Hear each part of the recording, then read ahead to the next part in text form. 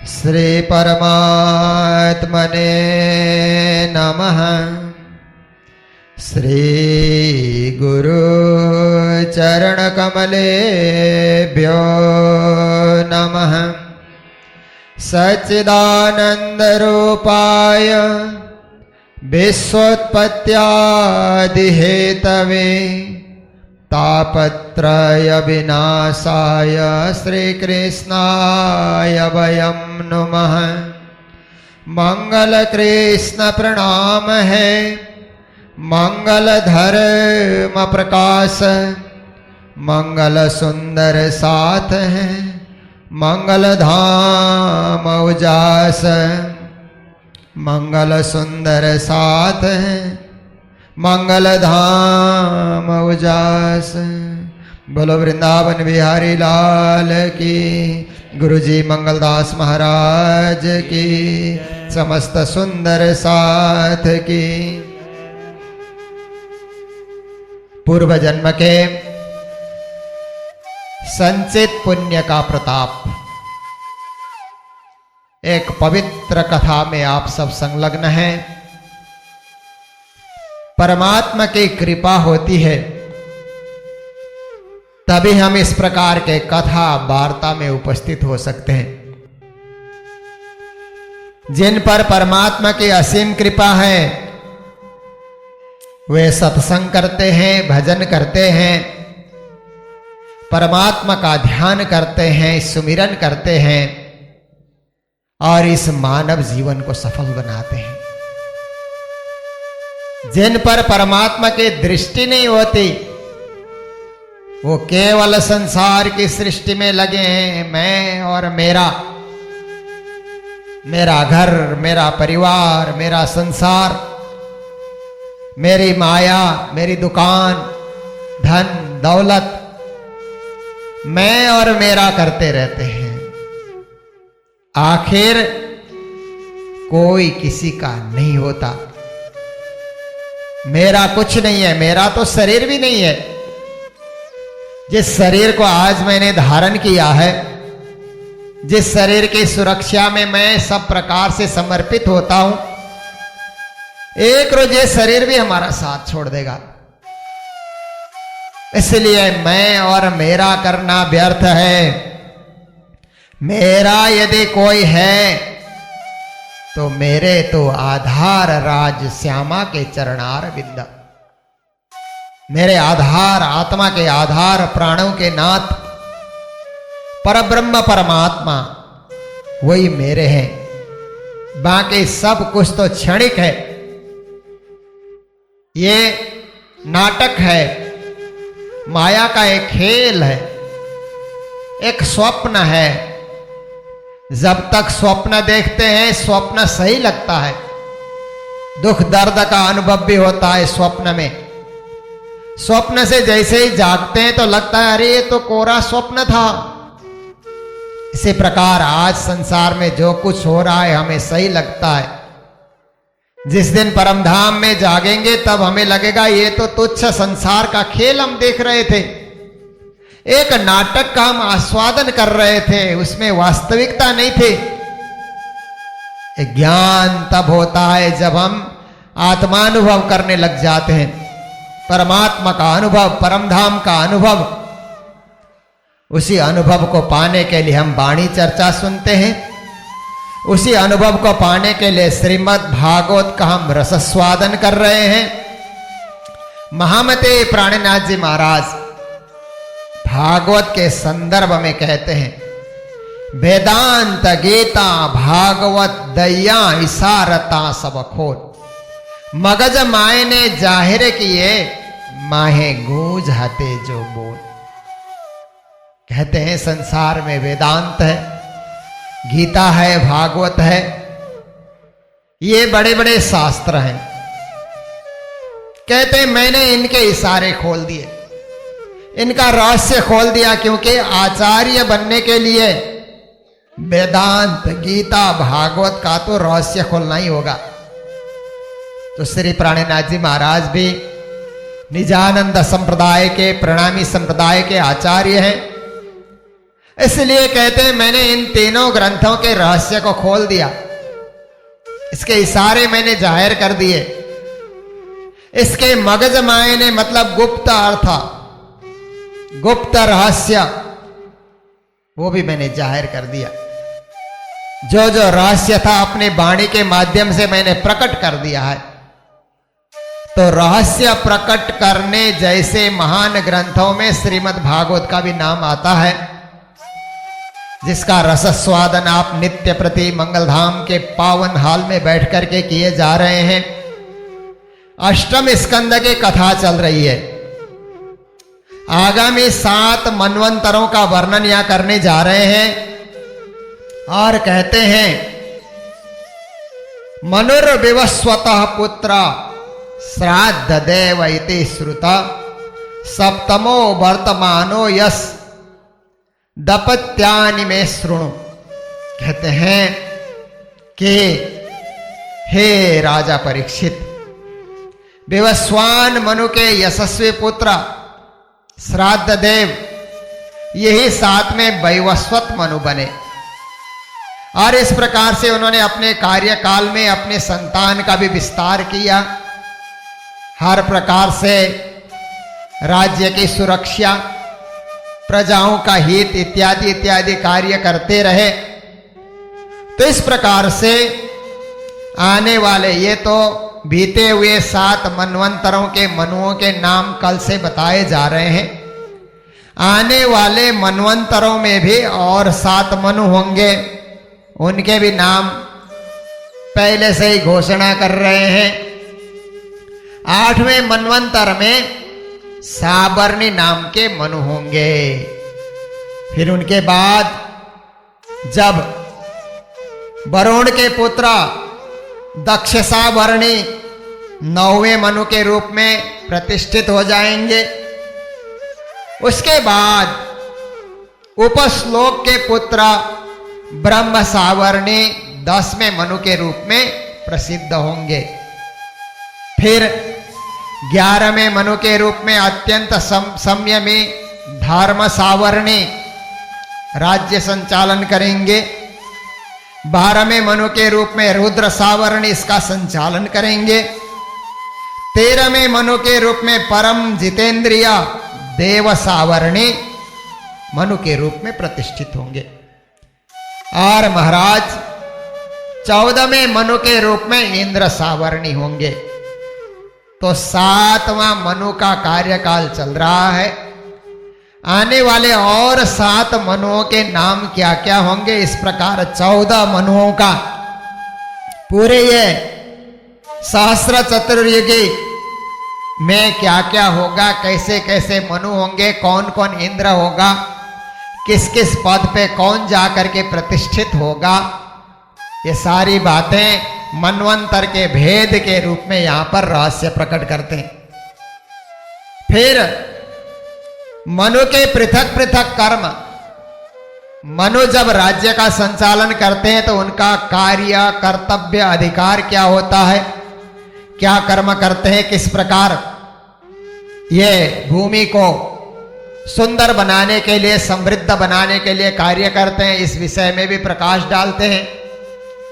और इसी संदर्भ में राजा बलि की कथा, जिनके द्वार पर वामन अवतार भगवान आते हैं, यह प्रसंग प्रारंभ करने जा रहे हैं। देवासुर संग्राम में इंद्र ने राजा बलि को अपने वज्र के प्रहार से मूर्छित कर दिया था। मात्र मूर्छित नहीं, प्राण तक हरण कर लिया था। तो ऐसी घड़ी में राजा बलि को उनके गुरु शुक्राचार्य के पास पहुंचाया गया। शुक्राचार्य के पास संजीवनी बूटी थी। उन्होंने संजीवनी विद्या के द्वारा पुनः उनको जीवित कर दिया।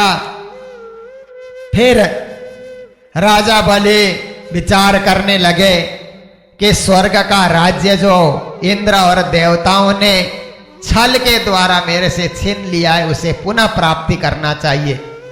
शुक्राचार्य से सलाह मशविरा करते हैं और भी ब्राह्मणों से विचार विमर्श करते हैं। फिर एक महान यज्ञ, एक महाभिषेक, बड़ा अश्वमेध यज्ञ, जिसमें हर प्रकार से व्यवस्थित रूप से सुंदर कुंड बना करके हवन इत्यादि किए जाएं, शुद्धता के साथ, पवित्रता के साथ, ताकि स्वर्ग के ऊपर फिर विजय प्राप्ति कर सकें। यह सोच करके महायज्ञ का आयोजन हुआ। महायज्ञ में आहुतियां डाले जा रहे थे। तो उसे यज्ञ मंडप से क्या होता है कि एक सुंदर वहां पर रथ वहां से प्रकट हो जाता है। इंद्र के घोड़े के समान घोड़े पर वहां लगे हुए हैं और उसमें सिंह का चिन्ह अवस्थित है, ध्वजा है और वो खाली है। अनेक धनुष, तीर, तरकस वहां पर रखे गए हैं। लगता है इंद्र के ऊपर आक्रमण करने के लिए यज्ञ भगवान ने ही राजा बलि को यह प्रसाद स्वरूप, आशीर्वाद स्वरूप भेंट किया है। फिर कवच इत्यादि भी है। राजा बलि ने हर प्रकार से ब्राह्मणों की प्रदक्षिणा की और अपने दादाजी प्रहलाद जी से भी संभाषण सुना और उसके बाद उन्होंने ये रथ को अपने युद्ध के लिए प्रयोग में उन्होंने ले लिया। कवच इत्यादि उन्होंने धारण कर लिया और धारण करके जब अपने समूह को लेकर के, अपनी सेना को लेकर के स्वर्ग के ऊपर जब आक्रमण करने लग जाते हैं तो इंद्र डर से कांपने लगे। देखिए, लड़ाइयां तो कभी थमती नहीं है। आज भी कहीं ना कहीं लड़ाइयां हो रही है। लड़ाइयां होने का तात्पर्य क्या है? एक तो शक्ति के प्रदर्शन के लिए लड़ाइयां लड़ी जाती है। तुम शक्तिशाली हो या हम शक्तिशाली हैं। शक्ति का प्रदर्शन करने के लिए लड़ाइयां लड़ी जाती है, परंतु बहुत सारे निरीह प्राणी उसमें मारे जाते हैं। दूसरी लड़ाई है अपने अधिकार को पाने के लिए। हमारा अधिकार कोई छीन लेता है तो लड़ाइयां लड़ी जाती है अधिकार प्राप्त करने के लिए। विश्व में जितनी भी लड़ाइयां हो रही है उनका मात्र दो कारण है। पहला कारण शक्ति का प्रदर्शन और दूसरा कारण है अधिकार की प्राप्ति। तो यहां अधिकार की प्राप्ति की तो यहां पर बात नहीं है, शक्ति का प्रदर्शन ही है कि इंद्र बलशाली है या राजा बलि बलशाली है, देवता ज्यादा बलशाली है या दानव ज्यादा बलशाली है, देव बुद्धि दैवी संपत्ति शक्तिशाली है या आसुरी संपत्ति शक्तिशाली है, इसी का प्रदर्शन यहां पर हो रहा है। जब इंद्र को भय हुआ तो वे भी अपने गुरु बृहस्पति के पास चले गए। गुरु महाराज, अब बलि ने आक्रमण कर लिया है, बड़े शक्तिशाली बनकर के वो आ रहे हैं, तो किस प्रकार से हमारी सुरक्षा होगी? तो बृहस्पति गुरु कहते हैं, इंद्र, इस समय हमारे पक्ष में परिस्थितियां नहीं है, परिस्थितियां उनके पक्ष में हैं, अनुकूल नहीं है, प्रतिकूल है। और राजा बलि ने बड़ा तेज और शक्ति प्राप्त कर लिया है। भृगुवंशी ब्राह्मणों के द्वारा उन्होंने खजाना प्राप्त कर लिया है। इसलिए ऐसे समय में उनके साथ युद्ध करना खतरनाक हो सकता है। समय की प्रतीक्षा करो, बने तो स्वर्ग को छोड़ करके कहीं छुप जाओ। देवता लोग भी यत्र तत्र छुप जाओ, इसी में कल्याण है, क्योंकि युद्ध करने से हम कभी भी विजयी नहीं बनेंगे। समय हमारा साथ नहीं दे रहा है। तो उस समय देवता लोग यत्र तत्र छुपने की तैयारियां करते हैं। इधर विरोचन नंदन बलि ने स्वर्ग के ऊपर आक्रमण कर लिया और अपना अधिकार भी जमा लिया। कोई सामने से लड़ने वाला नहीं है तो अपने आप ही अधिकार उनका हो जाता है। और इस प्रकार से विश्व विजयी बन गए। बहुत बड़ा अश्वमेध यज्ञ उन्होंने कराया और अपनी कीर्ति को तीनों लोक में फैलाने लगे। तो इस प्रकार से सर्वत्र नक्षत्रों में चंद्रमा के समान ये तीनों लोक में सुशोभित हो गए। फिर उस समय कश्यप की पत्नी अदिति, कश्यप दो देवताओं के भी पिता हैं, उनकी पत्नी अदिति कहती है कि हे पतिदेव, देवता तो सारे निस्तेज हो गए, असुरों ने पूरा स्वर्ग के ऊपर भी अधिकार कर लिया है। क्या होगा? हमारे पुत्र तो दुर्बल बनते जा रहे हैं, निर्बल बनते जा रहे हैं, क्या होगा? कुछ आप सोचें, विचार करें इस संबंध में। कोई शक्तिशाली ऐसी कोई संतान हो कि जो जा करके इन असुरों की सारी शक्ति का ह्रास करें, उनकी शक्ति को हरण कर लें, उन्हें निस्तेज बना दें, ऐसे कुछ होना चाहिए। तो कश्यप समझ गए कि ये शक्तिशाली पुत्र प्राप्त करने की चाह ले रही है। तो उन्होंने कहा, शक्तिशाली और भगवान के समान ही पुत्र प्राप्त करने की इच्छा है तो देवी सुनो, मैंने एक बार ब्रह्मा जी से सुना था कि पयोव्रत नाम का व्रत करने से पुत्र भगवान के समान शक्तिशाली होता है। तुम इस व्रत का अवलंबन करो, पालन करो। व्रत पालन करते हुए निष्ठा के साथ उसका पालन होता है। 12 दिन तक केवल दुग्धपान करके स्नान इत्यादि, स्वच्छता, परमात्मा का नाम जाप, परमात्मा का ध्यान, परमात्मा का स्मरण, हर प्रकार से नित्य नियमों को पालन करते हुए तुम इस पयोव्रत को पूर्ण कर लोगे तो अवश्य ही तुम्हारी इच्छा भी पूरी हो जाएगी, भगवान तुम्हारी इच्छा को पूर्ण करेंगे। उन्होंने इसी तरह पयोव्रत का पालन भी प्रारंभ कर दिया और भगवान का ध्यान करते जा रही हैं। हर प्रकार के नियम को किसी प्रकार भंग होने नहीं देना है। कश्यप जी ने भी देखा कि पत्नी अदिति हर प्रकार से निष्ठावान बन करके अब पुरुषोत्तम भगवान का ध्यान कर रही हैं। जब अदिति ध्यान कर रही थे तो ध्यानावस्था में परमात्मा के दर्शन हुए। देखिए उस समय के भक्त कितने प्रतापी होते थे कि ध्यान में परमात्मा के साक्षात्कार भी कर लेते थे। ध्यान तो आज हम लोग भी करते हैं, पर हम में वो एकाग्रता नहीं है, हम में वो निष्ठा नहीं है, हम में वो व्रत का पालन नहीं है। हम तो अशुद्ध हैं, अशुद्ध रूप से ही बैठे रहते हैं। हमारा मन भी चंचल है, स्थायी नहीं रहता है किसी बात पे। जरा जरा सी देर में मन चंचल हो जाता है, इसलिए परमात्मा के दर्शन नहीं होते, परमात्मा के साक्षात्कार नहीं होते। उन्होंने पीताम्बरधारी पुरुषोत्तम भगवान के दर्शन कर लिए और प्रार्थना करने लगे, हे प्रभु आप ही आश्रय दाता हैं, भवसागर से तारने वाले आप ही हैं। हे कमल नयन, आपको मैं बारंबार वंदन करती हूँ। आप अनंत हैं, आप प्रसन्न हो जाएं और ये सारी सृष्टि में आप प्रसन्न होते हैं तो सबकी इच्छा पूरी हो जाती है, सब प्रकार की सिद्धियां पूरी हो जाती है। धर्म अर्थ काम मोक्ष ये चारों पुरुषार्थ प्राप्त हो जाते हैं। इसलिए मेरी भी छोटी सी कामना है, आप मेरी कामना को भी पूर्ण करें। तो भगवान उस समय कहने लगे कि हे अदिति, हे देवताओं की जननी, चिरकाल से आपकी यह अभिलाषा है तो आपकी अभिलाषा अवश्य पूर्ण होगी। आपके मन में यही है न कि एक शक्तिशाली पुत्र का जन्म हो और असुरों को परास्त करके देव राज्य की स्थापना, देवताओं के राज्य की पुनः स्थापना हो जाए, यही आप सोच रही हैं। इस समय तो ऐसा है कि परिस्थिति उनके अनुकूल है, असुरों के अनुकूल परिस्थिति है।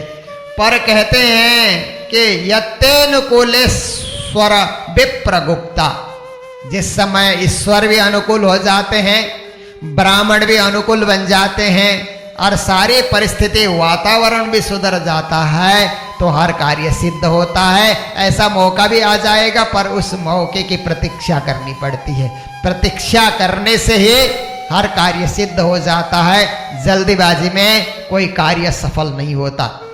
इस प्रकार भगवान समझाने लगे और समझाने के बाद, माता आपने जो चाह रखी है उस चाह को पूर्ण करने के लिए मैं स्वयं ही आपके गर्भ से पुत्र के रूप में जन्म धारण करूंगा। भगवान ध्यान में से अदृश्य हो गए। और देवी जी वो पुत्र प्राप्ति की प्रतीक्षा कर रही थी। कश्यप जी को भी बड़ा आनंद आ रहा था। तो उसी समय क्या होता है कि उनके गर्भ से एक सुंदर बालक का जन्म होता है। पर बालक जन्म होते ही शंख चक्र गदा पद्म किरीच कुंडल चतुर्भुज देदीप्यमान जलजलाकार हो रहे हैं। उस समय कश्यप जी कहने लगे, धन्य है प्रभु, धन्य है, आपकी जय जय हो, आप बड़े कृपावान हैं और आपने बड़ी कृपा की है। इस प्रकार से उनके श्रीवत्स के चिन्ह देख रहे हैं। उनका श्याम वर्ण शरीर है और हर प्रकार से उनके गले में माला की लड़ियां लगी हुई है। कंठ में कौस्तुभ मणि शोभायमान है। इस प्रकार से सिद्धा विद्याधर किम पुरुष किन्नर चारण यक्ष राक्षस पक्षी और मुख्य मुख्य नागगण देवता इत्यादि भी भगवान के आगमन के लिए सब नाचने लगे, गाने लगे, प्रतीक्षा कर रहे थे। कोई फूल की वर्षा कर रहा है, धन्य है प्रभु, धन्य है, जय जय ध्वनि कर रहे हैं सब मिलकर के। इस प्रकार से उनका जन्म हुआ। फिर जन्म होने के बाद थोड़ी देर में उन्होंने वो चतुर्भुज स्वरूप को तो अंतर्धान कर लिया और एक बटुक के रूप में, एक बामन के रूप में 7 साल के बालक के रूप में भगवान वहां पर उपस्थित हो गए।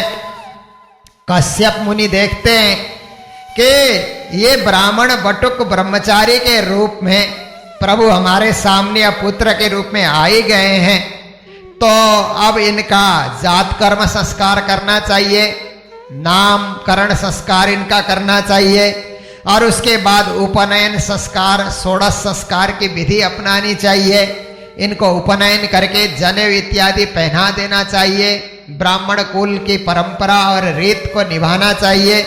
ऐसा सोच करके उनका जात कर्म संस्कार पूर्ण हुआ।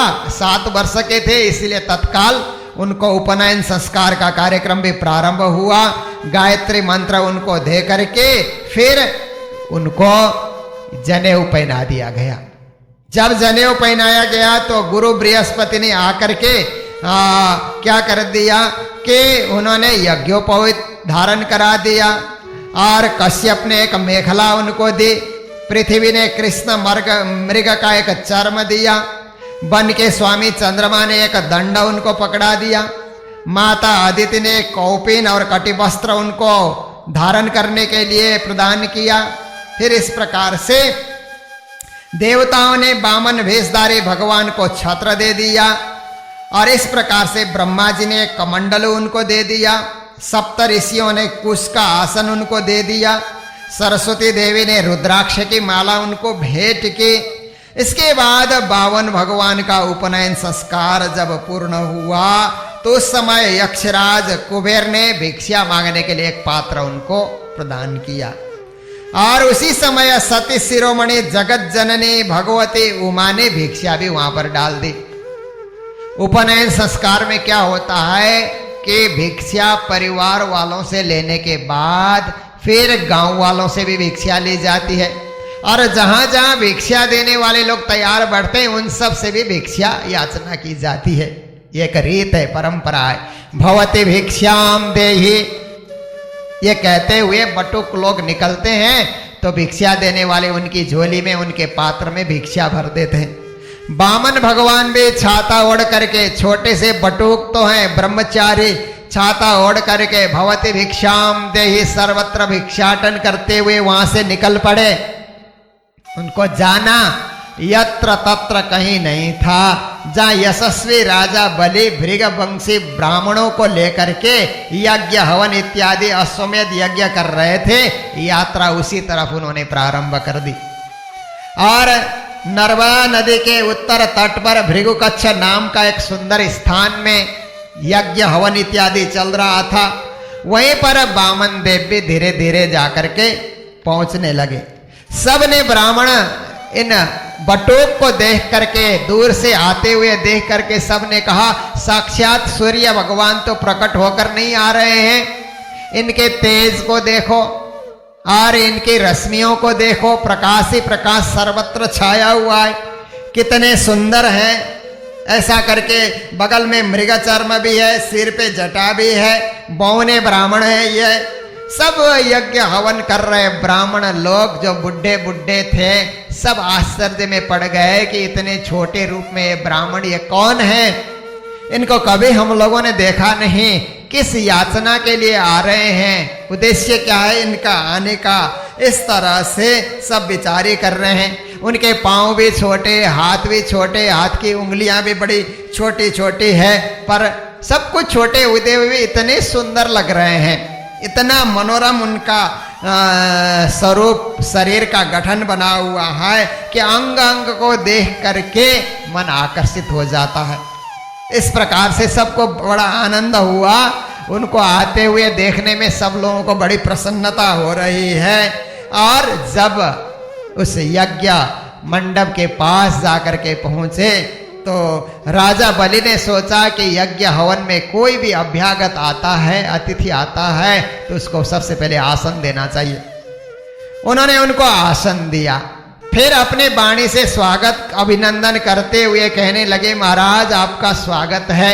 उनके चरण को धो डालते हैं और धोने के बाद फिर वामन भगवान की पूजा करने लगे। पूजा करके अपने आप को बड़ा मंगलमय अनुभव कर रहे हैं और बार बार वो सोचते हैं कि मेरे पाप ताप सारे धुलते जा रहे हैं। इस प्रकार से राजा बलि भी बड़े प्रसन्न होकर के फिर कहने लगे, ब्राह्मण कुमार आप बड़े भले पधारे, अच्छा हुआ, आपका मैं वंदन करता हूं, प्रणाम करता हूं, आज्ञा कीजिए मैं क्या सेवा करूं आपकी। यारिया ऐसा जान पड़ता है कि आप स्वयं ब्रह्म ऋषियों के तपस्या मूर्तिमान बन करके मेरे सामने प्रकट हो गए। आप मेरे घर पधारे और मेरे पितर भी तृप्त हो गए हैं, मेरा वंश पवित्र हो गया है, मेरा यज्ञ सफल हो गया है। ब्राह्मण कुंवर, मैंने आपके चरण जब प्रक्षालन किया मेरे पाप सारे धुल गए और ये मेरा यज्ञ विधिवत पूर्ण हो जाएगा और जो जिस फल की आशा लेकर के मैं यज्ञ कर रहा हूं फल भी मुझे अनायास से आपके आने से मिल गया, ऐसा मुझे अनुभव हो रहा है। आपके नन्हे नन्हे चरण धोने से पृथ्वी भी पवित्र हो गई है। इस प्रकार से हे ब्राह्मण कुमार आप किस लिए आए हैं? आपके हाथ में भिक्षा का पात्र देख करके ऐसा लगता है कि आप भिक्षाटन के लिए कुछ मांगने के लिए निकले हैं। क्या आपको गाय चाहिए, सोना चाहिए या सामग्री से सुसज्जित एक मकान आपको चाहिए या आपको पवित्र अन्न चाहिए, पीने के लिए कोई वस्तु आपको चाहिए या आप विवाह करना चाहते हैं तो सुंदर कन्या आपको चाहिए, संपत्ति से भरे हुए गांव आपको चाहिए, घोड़ा चाहिए, हाथी चाहिए, रथ चाहिए, आप मेरे से मांग लीजिए, क्योंकि जो आप मांगेंगे मैं देने के लिए तैयार हूं। बस आप बोलिए कि आपको चाहिए क्या, आपका आने का उद्देश्य क्या है और मुझसे आप क्या सेवा चाहते हैं, क्योंकि मेरे पास सब कुछ पर्याप्त है और ये यज्ञ मैंने दान पुण्य करने के लिए ही प्रारंभ किया है। तो जहां दान लाने मांगने के लिए आप जैसे बटुक सामने आ गए हैं तो मैं जो कुछ आप मुख से प्रकट करेंगे मैं देने के लिए तैयार हूं। तो वामन भगवान कहते हैं, राजन आपने जो कुछ कहा अपने कुल परंपरा के अनुरूप ही कहा, क्योंकि आपका कुल बहुत ही यशस्वी कुल है और धर्म के भाव से परिपूर्ण है। तो इस प्रकार से आपके वचन भी बड़े मधुर लगते हैं। आप लोक हितकारी कार्य कर रहे हैं जो धर्म से संबंधित हैं। आपने अपने गुरु शुक्राचार्य के आदेश का पालन किया है और आपके पितामह प्रहलाद जी की आज्ञा का भी आप अवलंबन करते हैं। अपने वंश को आप हर प्रकार से वंश के शान को, आन शान मान को आप बढ़ा रहे हैं। इसलिए मैं हर प्रकार से आपके इस कार्य को देख करके मैं प्रसन्न हूँ। आप धर्म का आचरण करते हैं और हर प्रकार से धर्म के रीति रिवाज से ही आप सब कुछ कार्य कर रहे हैं और आवश्यकता अनुसार अभ्यागतों को आप दान भी देते हैं, सो भी अच्छी बात है। तो राजा बलि बोलते हैं, हे ब्राह्मण कुंवर, आप देखने में बड़े छोटे हैं, बटोक हैं, और ऐसा लगता है कि छोटा सा एक बच्चा ही मेरे सामने आया हुआ है, ऐसा लगता है। बातें आप बड़ी ऊंची ऊंची करते हैं, आपकी बातों से लगता है कि आप ब्रह्मज्ञानी हैं, बुद्धिमान हैं, ऐसा मेरे को अनुभव होता है। तो आप कहिए, आपको चाहिए क्या? क्या आपको भूमि की आवश्यकता है? अगर भूमि की आवश्यकता है तो मैं तो सातों द्वीप का अधिपति हूं, तो कहीं भी किसी भी रूप में आपको भूमि की आवश्यकता है वो भी मैं दे सकता हूं। आप चाहें, जितना चाहें मैं दे सकता हूं, बस आप अपने मुख से कहें कि आपको चाहिए क्या, किस उद्देश्य से यहां पर आप याचक बन करके या भिक्षाटन करने के लिए पधारे हैं। तो उस समय वामन भगवान ने कहा, राजन, संसार में लोगों को हर प्रकार की कामनाएं प्रिय होती हैं जो इंद्रियों के बस में होते हैं, पर मैं तो इंद्रियों से परे हूं, इंद्रियातीत हूं, इसलिए संसार की बहुत सारी चीजों की मुझे कोई आशा भी नहीं है, अपेक्षा भी नहीं है, क्योंकि मैं संतोष से विचरण करता हूं और इसी तरह से संतोष में रहना ही सबसे बड़ी बात होती है। अगर आप संतुष्ट हैं, आप खुश हैं, तो अच्छी बात है, क्योंकि आपके पास कोई चीज की कमी नहीं है, सातों द्वीप के आप शासक हैं, आपके पास सब कुछ है, ठीक है। परंतु मैं तो एक छोटा सा भिक्षाटन के लिए आया हूं, मुझे बहुत बड़ा साम्राज्य भी नहीं चाहिए, बस छोटा सा एक मैं मांग लेकर के आपके सामने आया हूं। तो कहा, आप अपनी इच्छा से कहें क्या आप चाहते हैं। तो उन्होंने उस समय कहा कि मुझे मेरे पग से 3 पग भूमि चाहिए, बस मेरे लिए पर्याप्त होगा कि 3 पग भूमि आप मुझे दान स्वरूप प्रदान करें। तो राजा को, राजा बलि को बड़ी हंसी आए कि इतने छोटे तो बामन हैं और उनके छोटे छोटे पांव, उन पांव में कितनी जमीन आएगी और वो लेकर के क्या करेंगे। कहा, महाराज और मांगिए ना, और ज्यादा मांगिए, उतने में तो कुछ भी आपका गुजारा नहीं होगा, ना वहां आपका मकान बन सकता है, ना कुटिया बन सकती है, कुछ भी तो नहीं बन सकता है। मैं तो देने के लिए तैयार हूं, जल पात्र लेकर के संकल्प के साथ मैं तो जो आप मांगोगे दान करने के लिए तैयार हूं, पर आप ये क्या है, 3 पाव भूमि, इतना कम आपने मेरे से मांगा। तो उस समय पर आपने जो मांगा है तो वही मुझे देना होगा, मैं आपको अवश्य दूंगा। इतना कहा था तो शुक्राचार्य जी जो उनके गुरु थे वह कहने लगे, अरे विरोचन कुमार, ये साधारण बालक नहीं है, मुझे लगता है छद्म वेश में विष्णु भगवान ही पधारे हैं, इसलिए मेरा सुनो, तो मेरी तरफ ध्यान दो कि ये मुझे लगता है कि देवताओं का काम बनाने के लिए कश्यप की पत्नी अदिति के गर्भ से अवतीर्ण हुए हैं, मुझे आभास हो रहा है, इसलिए यहां दान करोगे तो कुछ ना कुछ अनर्थ होगा, तो मत करो दान, ये सब कुछ छीन लेंगे, तुम्हारा राज्य, धन, ऐश्वर्य, लक्ष्मी, तेज, कीर्ति सब कुछ छीन लेंगे और इंद्र को दे देंगे। इसलिए तुम मूर्खता न करो कि ये कोई साधारण बच्चा है, ऐसा न सोचो, मेरी बात पे ध्यान दो, क्योंकि तेरे को जीवन निर्वाह करने के लिए कुछ भी नहीं छोड़ेंगे। तो विचार करो, 3 पग भूमि कहां से दोगे तुम, इसलिए जरा ध्यान दो, मेरी बात पे विचार करो, क्योंकि यहां पर तुम सोचते हो कि मैंने इनको वचन दे दिया है, हां मैं दान करूंगा, तो दान मत करो, इसमें कोई तेरे को दोष नहीं लगेगा, क्योंकि प्रतिज्ञा तोड़ने में ही भलाई है। जो ने जो प्रतिज्ञा की उसको तोड़ डालो, मेरा आदेश है तुम तोड़ डालो। क्योंकि देखो फल की रक्षा, वृक्ष की रक्षा होती है तो ही तो फल निकलते हैं। वृक्ष को ही काट डालोगे तो फल कहां से आएंगे।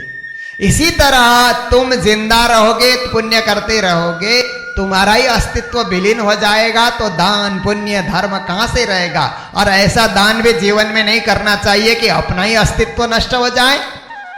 जरा सोचो, विचार करो और इनसे मना कर दो। और ऐसा करो कि इनके सामने असत्य भाषण भी तुम कर सकते हो। ऐसी बेला में प्राण संकट में जब आ जाता है तो झूठ बोलने में भी पाप नहीं लगेगा। स्त्रीषु नर्म विवाहे च वृत्त्यार्थे प्राण संकटे गो ब्राह्मणार्थे हिंसायाम नानितम जुगुप्सितम। कहा कि कहां कहां झूठ बोल सकते हैं, शुक्राचार्य जी बता रहे हैं। कहते हैं कभी कभी स्त्री जाति को प्रसन्न करने के लिए पुरुष कभी झूठ भी बोल सकता है, उसमें दोष नहीं लगेगा। कहां कहां झूठ बोलने से दोष नहीं लगता है। फिर कहते हैं कभी हंसी मजाक कर रहे हैं, हास परिहास हो रहा है, आपस में विनोद आमोद विमोद कर रहे हैं, ऐसे समय में भी झूठ बोलोगे तो उसका दोष नहीं लगेगा। फिर कहते हैं विवाह की घड़ी में भी कुछ झूठ बोलोगे तो दोष नहीं लगेगा। और अपनी कन्या की प्रशंसा करने में झूठ बोलोगे दोष नहीं लगेगा। कुछ लोग करते हैं ना कि कन्या 27-28 साल की हो जाती है तो कहते हैं तो 20-22 साल की है, कहते हैं दोष नहीं लगेगा। तो फिर कहते हैं कि अपनी जीविका की रक्षा के लिए भी झूठ बोल सकते हो। जीविका की रक्षा करनी है ना, क्योंकि अगर नहीं बोलोगे तो जीविका ही कोई हरण करके ले जाएगा। प्राण संकट में आ जाए, प्राण बचाना है। जैसे आपने देखा ना महामती प्राणनाथ जी महाराज को प्राण संकट में आया था बीतक में, तो प्राणनाथ जी महाराज किस प्रकार वहां से निकले और दीव में प्रचार करने के लिए चले जाते हैं, वो प्रसंग आपने सुना। तो प्राण संकट में आ जाए तो वे वहां से झूठ बोल करके निकल सकते हैं। गौ ब्राह्मण के हित के लिए भी झूठ बोलना पड़े तो बोल सकते हैं।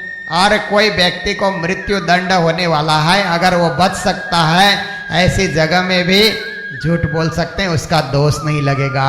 गुरुजी मंगलदास जी महाराज ने मंगल सूक्ति के प्रारंभ में क्या लिखा, सत्य की रक्षा के लिए झूठ बोल सकते हो पर झूठ की रक्षा के लिए सत्य मत बोलो। बहुत गहन बात है, बहुत गंभीर बात है। कहीं सत्य की रक्षा करनी है, जरा झूठ बोलने से धर्म की रक्षा होती है, मंदिर की रक्षा होती है, प्राण की रक्षा होती है, बोलो। पर झूठे उद्देश्य के लिए, झूठी माया को बचाने के लिए आप बार बार सच बोल रहे हैं, पर वो सच से बचता क्या है, झूठी माया, उससे कोई लाभ नहीं है। तो सत्य और झूठ की परिभाषा भी समय देख करके, वक्त देख करके, परिस्थिति देख करके, वातावरण देख करके उसकी परिभाषा भी समय समय पे बदल जाती है। ऐसे तो झूठ जीवन में कभी बोलना ही नहीं चाहिए, झूठ बोलना तो पाप है। इसलिए सत्यम वद धर्मम चर, हमारे वेदों ने क्या शिक्षा दी, सत्य बोलो, धर्म करो, झूठ कभी न बोलो। सत्यमेव जयते नान्द्रितम, सत्य ही हमेशा विजयी होगा, झूठ कभी विजयी नहीं होगा। पर कभी कभार ऐसी परिस्थिति आ जाए तो शुक्राचार्य कहते हैं झूठ भी बोल सकते हैं। तो उस समय राजा बलि ने कहा कि हे गुरुदेव, आपने जो कुछ कहा सो ठीक है, परंतु मैं ऐसे कुल में जन्मा हूं कि एक बार वचन देने के बाद वचन मैं वापिस नहीं कर सकता। मैंने इनको दान देने का वचन दे दिया है, इसलिए वचन देने के बाद धर्म अर्थ काम यश सब कुछ जो है इसमें किसी प्रकार से मेरी मर्यादा में कमी ना आए। मैं गुरुदेव आपने जो कुछ समझाया, मैं भी प्रहलाद भक्त प्रहलाद का पौत्र हूं, पर देने की प्रतिज्ञा कर चुका हूं मैं। इसलिए मैं इससे पीछे नहीं हट सकता। मैं एक लोभी पुरुष की भांति किसी को मैं ये दूंगा वो दूंगा करके फिर बाद में चुपचाप बैठा रहूं, ऐसा राजा नहीं हूं। जो वचन दिया सो दे दिया, उसका पालन होगा। इसलिए गुरुदेव, भले ही आप हर प्रकार से नीति के वाक्य मुझे समझा रहे हैं, परंतु मैं देने के लिए वचनबद्ध हूं। मैं दान दूंगा, अवश्य ही दे करके रहूंगा। इनको पृथ्वी दान, 3 पग भूमि दान करना है। तो कैसे ही अब मुझे बाधा आ जाए, कैसे शत्रु जो है जाग उठे, कैसी परिस्थिति हो, पर एक ब्राह्मण के भेष में अगर भगवान भी छुप करके आए हैं तो भी मेरे सामने तो हाथ फैला रहे हैं, मेरे सामने तो याचक बने हुए हैं। याचक को मैं दे रहा हूं, कोई भी हो मेरे सामने आकर के मांग रहा है, उसकी मांगी हुई वस्तु को पूर्ण करना ये मेरा कर्तव्य है। युद्ध में मुझे मार करके इस धरती को कदाच ये छीन लेते हैं, अथवा मेरे बाणों के चोट से रणभूमि में ये समाप्त हो जाएंगे, वो पीछे की बात है, वो सब पीछे देखने वाली बात है। पर आज अब इसी वक्त तो मुझे दान देना ही होगा, जो कुछ मैंने देने के लिए वचन दिया है। तो उस समय शुक्राचार्य जी को बड़ा गुस्सा आया कि ये मेरा राजा है तो मेरा चेला, परंतु मेरी आज्ञा का उल्लंघन कर रहा है, इसमें मेरे वचनों के प्रति श्रद्धा नहीं कर रहा है। उन्होंने श्राप दे दिया कि राजा बलि, जहां तुम मेरे वचन को नहीं मान रहे हो, मेरा श्राप है कि मूर्ख, अज्ञानी और पंडितों की तरह बातें करता है और मेरी उपेक्षा कर रहा है, बड़े गर्व के साथ मैं दानी हूं कहता है। आज्ञा का उल्लंघन करना, तू अपने ऐश्वर्य और श्रेय को खो करके श्रीहीन हो जाएगा, ऐश्वर्यहीन हो जाएगा। इस तरह से उन्होंने श्राप दिया। फिर भी कुछ ज्ञानीजन कहते हैं कि राजा बलि नहीं हटे, अपनी प्रतिज्ञा से पीछे नहीं हटे। जो कुछ भी आप कहिए, मैंने तो देने का वचन दे दिया। तो उनकी पत्नी भी आकर के, विंध्यावली उनकी पत्नी का नाम था, वो भी साथ में खड़ी हो गई। और खड़ी होने के बाद अब कलश का जल ले करके, कलश वो टूटी वाला था, वो टूटी वाले कलश में जल ले करके जब संकल्प करके भूमि दान करने की तैयारी हो गई, तो शुक्राचार्य ने विचार किया ये जिद्दी किसी प्रकार से मानने वाला नहीं है। एक छोटा सा भौरा का रूप लेकर के उसके अंदर घुस गए। पानी डालते हैं तो पानी आता ही नहीं है, टूटी से प्रयास करते हैं। फिर उस समय क्या किया कि उस समय एक कूद से उसको पानी निकालने के लिए प्रयास किया जाता है, तो शुक्राचार्य जी की एक आंख जो है वहां पर फूट जाती है, टूट जाती है और एक आंख के ही रह जाते हैं। इस प्रकार भी ज्ञानीजन कहते हैं।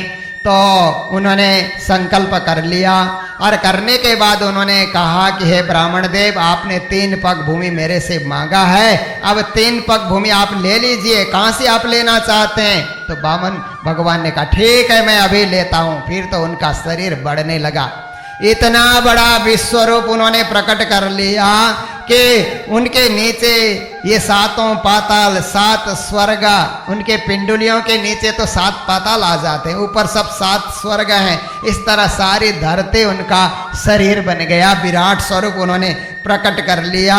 उनके बाहु में इंद्रादि देवता हैं और मस्तक में स्वर्ग है, उनके नेत्रों में सूर्य बसे हुए हैं, उनकी वाणी में वेद है, उनकी रसना में वरुण बसे हुए हैं, उनकी नाड़ियों में नदियां बह रही है, नखों में शिलाएं हैं, बुद्धि में ब्रह्मा जी बैठे हुए हैं, देवता ऋषिगण भी वहीं दिख पड़ रहे हैं। इतना भयंकर स्वरूप उन्होंने वहीं पर प्रकट कर लिया और सारे दैत्य भयभीत हो गए, सोचने लगे ये तो कोई छल ही आया था, हमारे महाराज नहीं पहचान सके।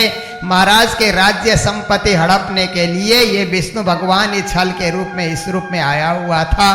तो अब भगवान कहने लगे चल मैं 1 पग भूमि नाप रहा हूं। ऐसा करके भगवान ने 1 पग जब उन्होंने नापने का प्रयास किया तो सारी पृथ्वी उसमें आ गई। दूसरा पग उन्होंने आगे बढ़ाया तो ये स्वर्ग, ये सारे स्वर्ग ऊपर के उस स्वर्ग में जनलोक भी आ गया, तपलोक भी आ गया और सत्यलोक भी आ गया। सत्यलोक तक उन्होंने वहां पर नाप लिया और नापने के बाद सत्यलोक में ब्रह्मा जी ध्यान में बैठे हुए थे। तो ब्रह्मा जी ने देखा कि चमचमाता हुआ सुंदर अंगूठा, पांव का अंगूठा चम चम चम कर रहा है, प्रकाश बिखेर रहा है और उनके उस ध्यान तपस्या की जगह ब्रह्मलोक को भी छेद करके ब्रह्म द्रव बना करके ऊपर तक निकल रहा है। उन्होंने ध्यान के द्वारा देखा ये किसका पांव है, ये तो साक्षात भगवान विष्णु ही वामन रूप बने हुए हैं, उनका चरण कमल है। तो उन्होंने सोचा ऐसा मौका व्यर्थ जाने नहीं देना चाहिए। उन्होंने अपना कमंडल में जो जल था वो कमंडल का जल लेकर के आए और जल्दी से भगवान का पांव धो लेते हैं और पांव धो करके पांव पखारने के बाद खुद भी पवित्र हो जाते हैं और जो कमंडल में जल जो सुरक्षित करते हैं वही बाद में गंगा के रूप में प्रभावान हो जाती है। उसी को श्री गंगा जी कहा जाता है। तो इस प्रकार से फिर क्या होता है कि सब लोगों को पावन करने वाली गंगा जी भी अब भगवान के उस चरण से प्रकट हो जाती है। तो भगवान उस समय 2 पांव तो उन्होंने भूमि सब ले लिए और वामन भगवान बार बार कह रहे हैं कि राजा बलि तीसरा पांव कहाँ रखूं, 3 पांव भूमि मैंने मांगा और तुमने देने का वादा किया है, तो तीसरा मैं कहाँ पे रखूं। सारे असुर उस समय गुस्से में आकर के, क्रोध में आकर के, ये भगवान नहीं है, छली है, हमारे महाराज को हर प्रकार से निस्तेज करने के लिए इस प्रकार से ये बटुक बन करके आया, इसको नहीं छोड़ना चाहिए, इसका वध कर देना चाहिए। अपनी अपनी हथियार लेकर के जितने भी दैत्य असुर थे वहां पर लड़ने के लिए तैयार हो गए।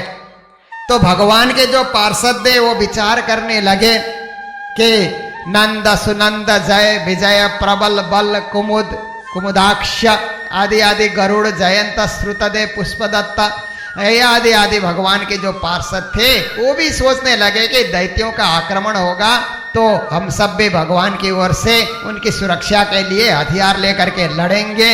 अब तो वहां युद्ध मैदान की तरह तैयारी होने लगी। तो ऐसे समय में राजा बलि ने जब यज्ञ करने के लिए बैठे थे तो उन्होंने प्रतिज्ञा की थी कि जब तक यज्ञ चलता रहेगा हथियार नहीं उठाया जाएगा, कोई हथियार न मैं उठाऊंगा न मेरी सेना उठाएगी, कोई नहीं उठाएगा। तो उस समय राहु नेमी इत्यादि नाम के जो दैत्य थे उनको संबोधन करके कहा कि भाइयों मेरी बात सुनो, लड़ो मत, वापिस हो जाओ, लड़ाई मत लड़ो, क्योंकि अब समय फिर देवताओं के पक्ष में चला गया है। कभी हवा इधर से बहती है, कभी हवा इधर से बहती है। तो जब उस तरफ से हवा बहती है तो हमारे प्रतिकूल हवा हो जाती है तो हम ऊपर आ जाते हैं, जब देवताओं के प्रतिकूल हवा बहने लग जाती है तो वो लोग ऊपर आ जाते हैं। ये तो दुनिया में एक ये रीत है ही, इसलिए अभी लड़ाई लड़ना अनुकूल नहीं है। काल भगवान जो हैं उनके तरफ झुके हुए हैं, ऐसी स्थिति में हम लड़ाई न लड़ें। तो इस प्रकार से सब दैत्य लोग भी निराश होकर के अपने रसातल लोक को चले जाते हैं और उस समय सब कहते हैं कि ये नहीं होना चाहिए था, जो कुछ हुआ ये ठीक नहीं हुआ, ऐसे करके हाय हाय भी करते रहते हैं। उसी समय फिर राजा बलि को गरुड़ जी को वामन भगवान ने आदेश किया कि इनको बंधन में बांधो। तो वरुण पास में राजा बलि को बांध लिया गया। राजा बंध गए और हर प्रकार से वो जब वहां पर बंध गए तो उस समय आप बंधने के बाद भगवान कहते हैं तीसरा पांव कहाँ रखूं, पृथ्वी कहाँ है बताओ, क्योंकि तुमने देने का वादा किया है, वादा पूरा करो। मैंने नक्षत्र चंद्रमा ये आकाश सौर मंडल सब जगह तो अपने अधिकार में कर लिया है और तुम नहीं दे पाओगे तो वचन दे करके पूरा न करने के कारण तुझे नरक में जाना पड़ेगा। तो उस समय कहते हैं हे ब्राह्मण बटुक, मैंने वचन दिया है तो अवश्य ही पूरा होगा, मुझे नरक जाने से भी भय नहीं है, पर मेरी अपकीर्ति न हो इस बात के लिए मैं भयभीत रहता हूं। इसलिए आप ऐसा करें ना कि आप मेरे सिर के ऊपर तीसरा पांव रखें। मेरा सिर तो अभी खाली है ना, उसमें तो आपने उसको तो आपने नहीं नापा, इसलिए यहाँ पे सिर पे आप पांव रख दीजिए। ऐसा करके जब उन्होंने कहा तो भगवान ने अपना पांव उठा करके उनके सिर के ऊपर रखा। तो सिर के ऊपर रखते ही वो वहां से दबने लग जाते हैं। तो ऐसी स्थिति में उन्होंने जो 3 पग भूमि देने का वादा किया था सो तो पूर्ण हो गया, पर उसी समय में वरुण पास में भी बंधे हुए हैं। ऐसी स्थिति में फिर वहां पर क्या होता है कि प्रहलाद जी भी वहां पर आ जाते हैं। दादा प्रहलाद जी भी वहां पर आ जाते हैं, जो भगवान के परम भक्त थे। वो भी वहां आकर के कहते हैं कि अब क्या होगा। भगवान कहने लगे, इसके सिर के ऊपर मैंने पांव रखा है तो ये सूतल लोक में चला जाएगा। सूतल लोक में हर प्रकार से देवता लोग भी जाने के लिए तरसते हैं, स्थायी रूप से वहीं निवास करेगा। तो प्रहलाद जी ने कहा कि प्रभु, आपने अपने पक्ष में, देवताओं के पक्ष में ये सारा कार्य किया है, पर मैं तो आपका भक्त हूं, मैं तो धर्म के अनुकूल में चलता हूं। आपकी पूजा अर्चना में कोई कमी नहीं आनी चाहिए और हर प्रकार से संतुष्ट रहना चाहिए। तो उस समय राजा बलि की जो मां थी वो आंखों से आंसू गिराने लगी। ज्ञानी जन कहते हैं कि आंखों से आंसू गिराने लगी। तो वामन भगवान ने कहा कि अरे मां, आंसू क्यों गिरा रहे हो, क्या कारण है? क्या सब राजधन तुम्हारे लड़के का लूट लिया गया? हर प्रकार से निस्तेज बन गया लड़का, इस बात के लिए आंखों में से आंसू आ रहे हैं? तो कहती है, नहीं, मैं अपने पति के साथ जलने के लिए, सती जाने के लिए तैयार हो रही थी। फिर अच्छा हुआ कि मैं सती नहीं गई। अगर मैं सती गई होती तो ये दृश्य मैं अपने आंखों से नहीं देख पाती। आज साक्षात भगवान भिखारी बन करके मेरे पुत्र के द्वार खड़े हैं और मेरा पुत्र दाता बन करके उनको दान दे रहा है। इससे बड़ा सुंदर दृश्य मैं अपने जीवन में कहां से देख पाती। अच्छा हुआ कि मेरे नेत्र सफल हो गए। ये आंसू दुख के आंसू नहीं हैं, ये आंसू तो हर्ष के आंसू हैं। इस प्रकार अब सब प्रशंसा कर रहे हैं। तो उसी समय अब कहा कि प्रहलाद जी को भी वामन भगवान ने कहा कि आप भी उसी सूतल लोक में जाकर के निवास करें, हर प्रकार से सूतल लोक में।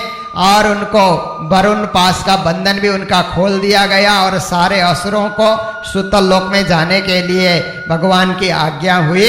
तो राजा बलि उस समय कहते हैं कि ठीक है, आपने मुझे सूतल लोक में तो भेजा, पर वहां एक वचन आप दीजिए। आपने जो कुछ मांगा मैंने सारा कुछ दे दिया, तो मैं भी एक मांग कर रहा हूं। ज्ञानी जन कहते हैं कि राजा बलि ने भी एक मांग की कि भगवान उसको आपको पूर्ण करनी होगी। क्या मांग रहे हो? कहा, सूतल लोक में मैं जाऊंगा तो मेरे द्वार रक्षक के रूप में आप तीनों देव को आना होगा और पूरे वर्ष भर रखवाली करनी होगी। 4-4 महीने के बारी से विष्णु, ब्रह्मा, रुद्र तीनों को आकर के मेरे सूतल लोक की रखवाली करनी होगी। तो भगवान वचनबद्ध हो गए और 4 महीने विष्णु भगवान की ड्यूटी लगी, 4 महीने ब्रह्मा जी की ड्यूटी, 4 महीने रुद्र भगवान शिव जी की ड्यूटी लगी। तो उस समय भगवान तो वैकुंठ लौट करके नहीं गए। अब देवी लक्ष्मी जी देखती है कि भगवान तो आए नहीं, क्या हुआ, आए नहीं। प्रतीक्षा करते करते महीना बीत गया, ढूंढने के लिए निकले तो पता लगा सूतल लोक में राजा बलि के यहाँ भगवान तो ड्यूटी दे रहे हैं द्वारपाल के रूप में, उनकी सुरक्षा के लिए हर प्रकार से वहां पर खड़े हैं। तो किसी प्रकार से वो राजा बलि से जाकर के मिलती है और मिलने के बाद फिर उनको भाई बना लेती है। लक्ष्मी जी राजा बलि को भाई बनाती है और भाई बना करके फिर रक्षाबंधन बांध देती है। ये न बद्धो बलि राजा दानमेंद्रो महाबला तेन त्वाम प्रतिपद्नामि रक्षे महाचल महाचल। राजा बलि को पहले तो वरुण पास से बांधा था, वरुण पास का बंधन खुल गया, परंतु लक्ष्मी जी ने एक धागे से, एक रक्षा बंधन के धागे से बांधा, तो ऐसा बांधा कि बलि कहने लगा तुम मेरी बहन हो, मुंह मांगे देने के लिए मैं तैयार हूं, बहन क्या मांगती हो? तो कहा ये तुम्हारे द्वारपाल जो है ना बाहर, वो मेरा पति है, मैं लक्ष्मी हूं, इसलिए मेरे पति को लौटा दो, क्योंकि वैकुंठ सुनसान हो रखा है। तो तुम मेरी बहन हो, जब तुमने मांग ही लिया है तो तुम लेकर के जाओ, खुशी से लेकर के जाओ। तो ये सब क्या है? देवताओं का चरित्र, भगवान का चरित्र, जिसको सुन करके हमारा जो है विचार स्वच्छ हो जाता है, भावना सुंदर बन जाती है, और हर प्रकार से अपने जीवन को हम सुंदर बना सकते हैं। तो इस प्रकार से ये कथा सुनाने के बाद, फिर वामन अवतार का कथा सुनाने के बाद उन्हें उपेंद्र का पद भी दिया गया। वामन भगवान को सब देवी देवताओं ने पूजा की उस समय, हे भगवान आपने हमारे पक्ष में सारा कार्य सिद्ध कर दिया, असुर हमेशा के लिए सुतल लोक में चले गए, अब इस भूतल पर पृथ्वी लोक में और स्वर्ग में उनका अस्तित्व नहीं रहेगा। अब ये दोनों लोक पे हम देवताओं का ही अस्तित्व रहेगा। प्रभु आपने हमारे पक्ष में कार्य किया, धन्य है धन्य है, हर प्रकार से प्रभु की स्तुति की। इसके बाद एक छोटा सा प्रसंग और यहाँ पर आ रहा है, मत्स्य अवतार की कथा, क्योंकि 24 अवतार की कथा है ना श्रीमद् भागवत में, सूक्ष्म रूप में 24 अवतार की कथा आती है। तो मत्स्य अवतार के विषय में भी यहाँ एक सुंदर प्रसंग सुनाने जा रहे हैं कि ब्रह्मा जी नैमित्तिक प्रलय जब प्रारंभ हो रहा था भूलोक में, तो और सारे लोग समुद्र में डूबे जा रहे थे, उस समय ब्रह्मा जी नींद में पड़े थे, क्योंकि सृष्टि करने के बाद ब्रह्मा जी जब थक जाते हैं तो विश्राम भी करते हैं, पर उनके विश्राम करने में बड़ा वक्त होता है, प्रलय हो जाता है। तो ऐसे ही नैमित्तिक प्रलय चल रहा था, ब्रह्मा जी विश्राम कर रहे हैं। तो उसी समय क्या हुआ कि ब्रह्मा जी विश्राम करने लगे तो उनके मुख से चारों वेद की ऋचाएं निकलने लगी। पानी में, समुद्र में चारों वेद की ऋचाएं जब निकलने लगी तो एक हयग्रीव नाम का एक दैत्य था, उस दैत्य ने वो वेद की ऋचाओं को चुरा लिया, चुरा करके वो पाताल लोक में चला गया। तो ऐसी स्थिति में वेदों की रक्षा के लिए भगवान को मत्स्य अवतार लेने की आवश्यकता पड़ी।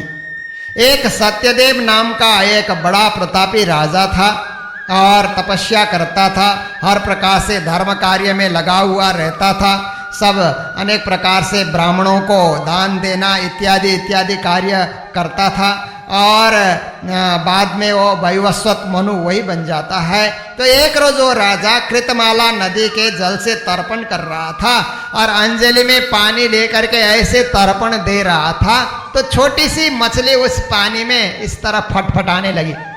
जब मछली फटफट फटफट करती है तो उसने सोचा ये पानी में मछली कहाँ से आ गई मेरे हाथ में, इसको तो पानी में ही डाल देना चाहिए।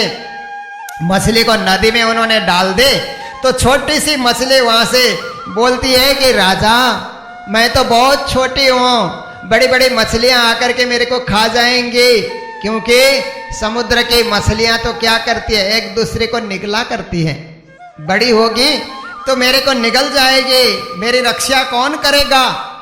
राजा सत्यव्रत को दया आई, उस मछली को उन्होंने हाथ में उठा लिया, और हाथ में उठाने के बाद फिर उन्होंने क्या किया कि उन्होंने कमंडल में डाला। कमंडल में डाल करके अपने आश्रम में आए तो वहां देखते हैं कि कमंडल में तो मछली इतनी बड़ी हो गई, कमंडल में वो अटती नहीं है। फिर उन्होंने देखा कि ये तो बहुत जल्दी बढ़ जाती है, उन्होंने एक मटका लेकर के उसमें पानी डाल करके उस मछली को डाल दिया। पानी में जब मटके में डाला तो मटका भी भर गया, मछली और बड़ी हो गई। फिर एक तालाब खोद करके उस तालाब में उन्होंने डाला तो तालाब में भी मछली भर गई। विचित्र है, उन्होंने सोचा अब ये मछली कहीं टिकने वाली नहीं है, तो समुद्र में उन्होंने डाल दिया। सब समुद्र में डालने लगे तो राजा को आश्चर्य हुआ कि ये साधारण मछली नहीं है, कोई दैवी मछली है, पूछना चाहिए कि ये कौन है। तो उन्होंने हाथ जोड़ करके उस समय कहा कि हे मछली के रूप में साक्षात भगवान, आप कौन हैं, आपका परिचय क्या है, और आप इतने जल्दी से आपके शरीर का कोषों विस्तार हो जाता है, ये देख करके मैं आश्चर्य में पड़ गया। आप जीवों पर अनुग्रह करने के लिए आप पधारे हुए हैं आप कौन, आप कृपा करके अपना परिचय दे। तो कहा राजा सत्यव्रत, आज से 7वें दिन में ये भूलोक जल प्रलय हो करके समुद्र में डूब जाएगा, और जब प्रलय काल में समुद्र में डूबने लगेगा तो उस समय तुम बचोगे, सप्त ऋषि बचेंगे, तुम्हारे सामने एक बहुत बड़ा नाव प्रकट हो जाएगा, उस नाव में तुम खुद सवार हो जाना, सप्त ऋषियों को भी सवार कर लेना, और धरती में जितने भी बीज हैं, अनाज के बीज, फल के बीज और जितने भी फूलों के बीज, जितने भी बीज मिलते हैं प्रलय से बचाने के लिए, उन बीजों को भी उसी नौके में डालना। बड़ा नौका होगा और प्रचंड आंधी आएगी, घबराना नहीं, उस नौके में बैठे रहना, और उसी समय मेरा ये स्वरूप तो अभी अदृश्य हो जाएगा। 7वें दिन में उसी समुद्र में मेरा स्वरूप भी तुम देखोगे, वहाँ मछली के रूप में मेरा एक सींग भी होगा, और उस सींग में तुम अपने नाव को बासुकी नाग के साथ जोड़ करके बांध लेना। तो जितना जल प्रलय होगा हिलता रहेगा, नाव डोलता रहेगा, तुम लोग सुरक्षित रहोगे, और उस नाव में रखे हुए सारे बीज भी आगे सृष्टि के लिए सुरक्षित रहेंगे, सप्त ऋषि भी वहां पर सुरक्षित रहेंगे। इस प्रकार से वहां पर फिर तुम लोग ध्यान करना, उसमें बैठे बैठे ध्यान करना, परब्रह्म का ध्यान करना। मदीयम महिमानम च परम ब्रह्मेति शब्दितम, परब्रह्म को, शब्द ब्रह्म को बार बार याद करना। इस प्रकार से भयंकर जल प्रलय होगा, सारी जो है धरती उस समुद्र में डूब जाएगी।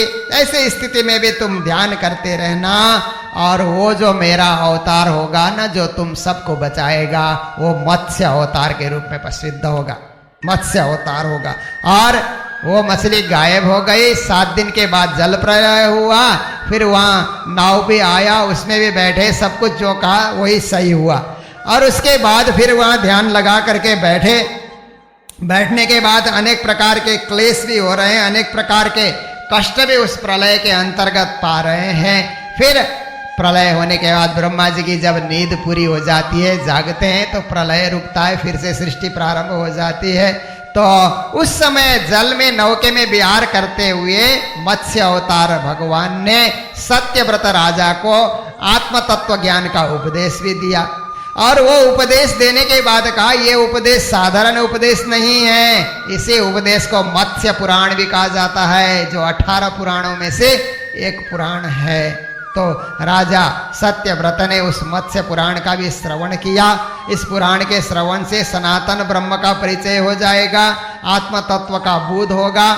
ब्रह्मा जी की नींद टूटी, और उसी समय क्या हुआ कि उस अवतार ने, जो हयग्रीव नाम का असुर वेदों को छीन करके पाताल लोक में चला गया था, उसको मार करके वेदों को वापस करके ब्रह्मा जी को फिर वेद उनको वापस कर दिया गया, वेदों की सुरक्षा कर दी गई, और हर प्रकार से फिर नई सृष्टि प्रारंभ हो जाती है। क्योंकि संसार में 4 प्रलय हैं, नित्य प्रलय, नैमित्तिक प्रलय, प्रकृति प्रलय, महाप्रलय। ये प्रलय में फिर सृष्टि मिटती है, फिर सृष्टि प्रकट हो जाती है। कैसे सृष्टि मिटी और कैसे सृष्टि प्रकट हुई, ये सारा कुछ इस 8वें स्कंद के अंतर्गत जिस रूप में वर्णन किया था, उसी रूप में आपके समक्ष रखने का प्रयास हुआ। हमारा आज का समय भी पूर्ण हो गया है। कल 9वें स्कंद प्रारंभ करेंगे। विविध कथाएं 9वें स्कंद की रहेगी, और परसों भी 9वें स्कंद की कथा ही रहेगी। 2 दिन 9वें स्कंद चलेगा, और फिर अगले दिन 10वें स्कंद की कथा प्रारंभ होगी।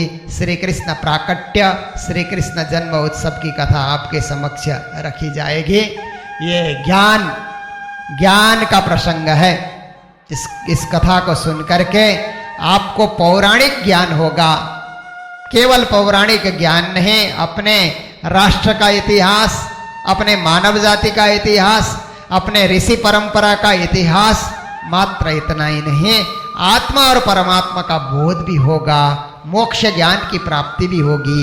ऐसे महान ग्रंथ, महापुराण श्रीमद् भागवत का आप ध्यान से, श्रद्धा से, भावना से रसस्वादन कर रहे हैं। बहुत ही प्रसन्नता की बात है।